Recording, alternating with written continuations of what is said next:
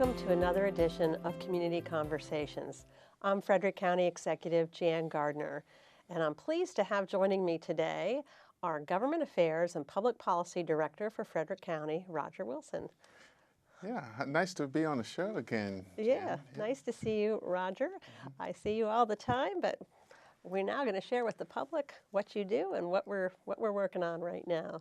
So I know that you do a lot of legislative work right here in the county in relationships with all of our municipalities, going to lots of municipal meetings.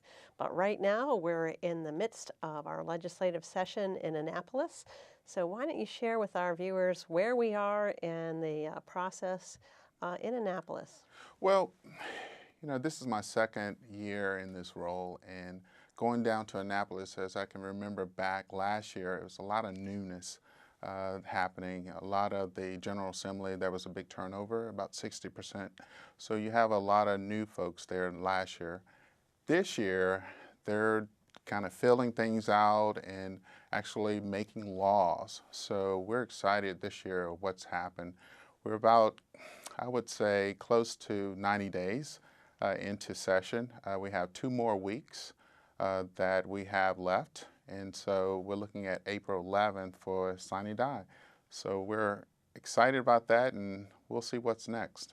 And we know from experience that a lot of things happen in the last few weeks of any legislative session in Annapolis, and sometimes we can predict where things might go, and on some topics we're not so sure.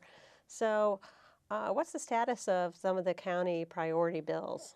So at the beginning of the session, the county had 4 priorities and legislative priorities. One was school construction. We had some legislation out there for DRRAs, which is Development Rights and Responsibilities Agreement. There was an appeal out there that we wanted to correct.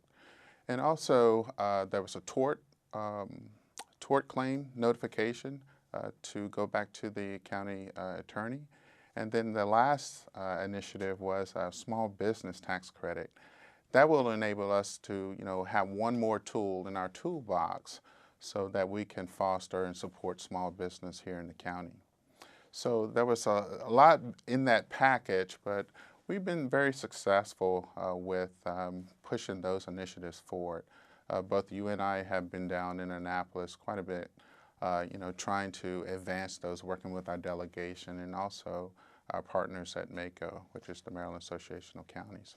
Now, most of our bills have had hearings now in both the House and the Senate.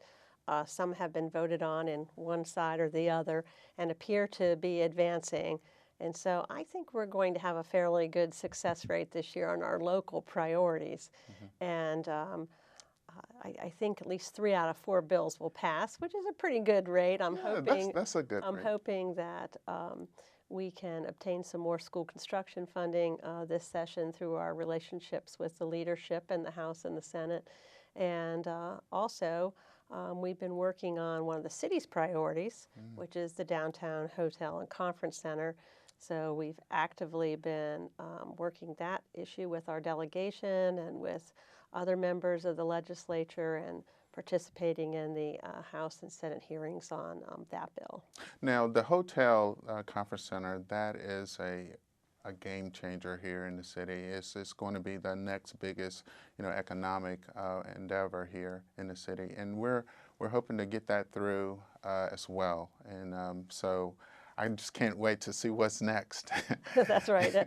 Every day is different when we're in Annapolis. So do you have any sense of how charter government has changed the process and our effectiveness in Annapolis? Absolutely. Having charter government here in Frederick is good. I often get questions about, well, what does the county executive want? What does the county executive need? What is her challenges and how can we help her? It's different working with, a 5-member commissioner board, because everybody has different, decisions and, agendas, but if you're just working with one individual, helps a lot. So it's created a presence down in Annapolis. Everyone knows who the county executive is from Frederick County, and that's a good thing. I think it's a good thing too. Having been of the president of the Board of County Commissioners in the past, I can say with certainty that the weight of being the county executive is much greater than being the president of the county commissioners. And it may not make a lot of sense to us here back home, Right. but it really is that way. I've certainly weighed in on more bills than we've probably ever weighed in on in the past. There's a lot of bills in Annapolis that Right. we didn't initiate, but that are out there for consideration where people want to know what we think about it. And so we've been able to put our weight behind or against a certain number of the bills that are out there in the legislative session.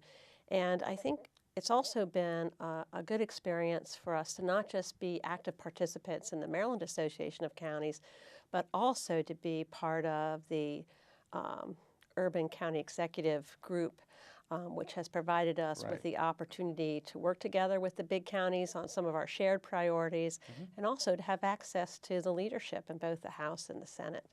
So some of those meetings have been incredibly interesting Yes, and to say the least. enlightening about the process. So Right. I think it's important for people to know that we now have that seat at the table.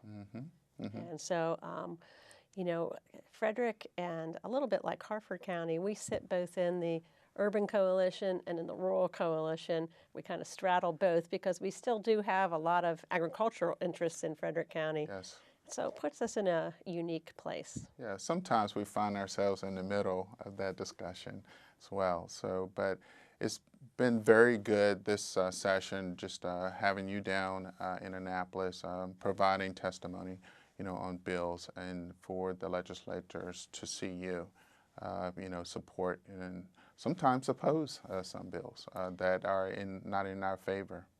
And talk a little bit about it at the staff level, because I know you go to Annapolis and work with the legislative staff from a lot of other counties and try to really make sure you're up with what's happening, because I can't be there every day.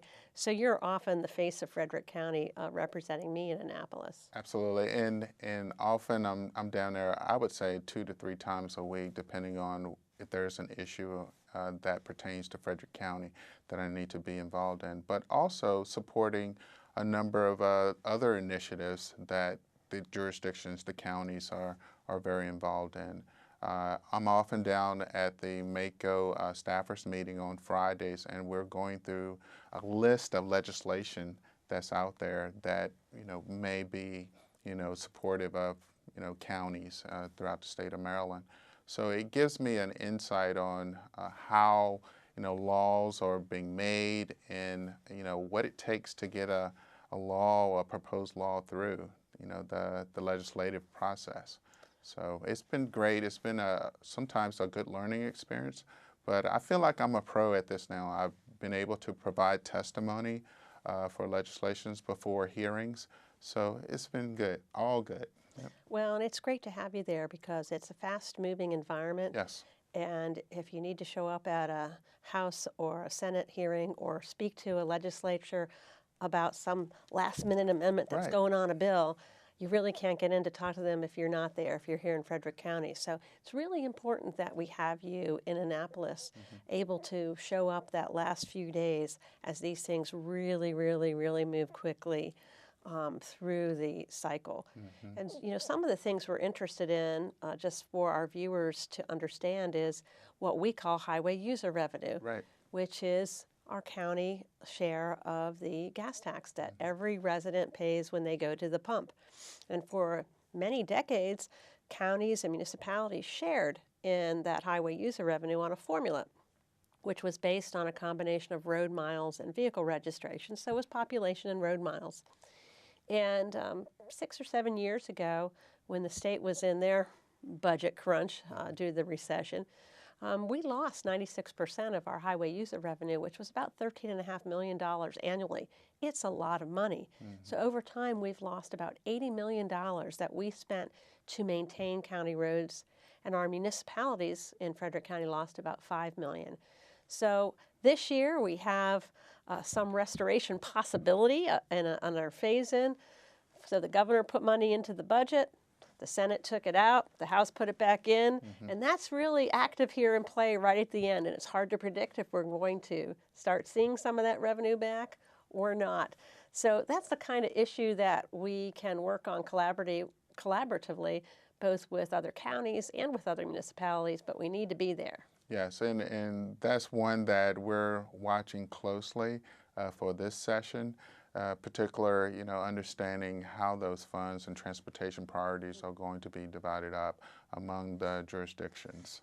And I'm also hoping there'll be a little bit of additional funding and budget for school construction at the end, and that we'll be able to get our share of that. And well, the governor has put in 3 supplemental budgets. In one of those we were able to get some funding for CREST, which is our first higher education center. They received $244,000. Bond bills for a number of nonprofits and agencies around the county are likely to be in the mix this last couple weeks. So lots happening. Well, I just want to say one thing about the transportation priorities, and I think in the county this session we received a tremendous amount of help and support and funding for our transportation priorities here in the county. So in the past, I think there was some difficulty getting those funds back here in Frederick County. So that's a good thing. Yes, we did recently have announcements for funding of a new interchange at I-270 and 85. Yes. And also a new interchange at Maryland 180 and 340. And both of those will make a difference to the everyday person who travels through those areas, and also to all the businesses that are trying to move goods and services or their employees in and out of their location. So that is good news for Frederick County. That's good news. And again, another example of how charter government has benefited the residents of Frederick County, because I think we have been able to advocate for our needs much more effectively than we could have in the past. Yes. So with that, do you have anything else you want to add before we end this very quick interview? No, I would just like to add that please, for the viewers, to follow us as far as getting updates to our legislative priorities on www.frederickcountymd.gov/legislative. Okay, thank you, because you keep that up to date with the status of all of our legislative initiatives, and I appreciate your good work to do that. So thank you for all you do, and thank you for joining us today for this edition of Community Conversations. I think it's important for our residents to know in Frederick County that your voice is being heard in Annapolis on a regular basis as we lobby for Frederick County priorities, whether it's school construction or transportation or other types of funding. We're there making sure that Frederick County gets its fair share. Thank you for joining us.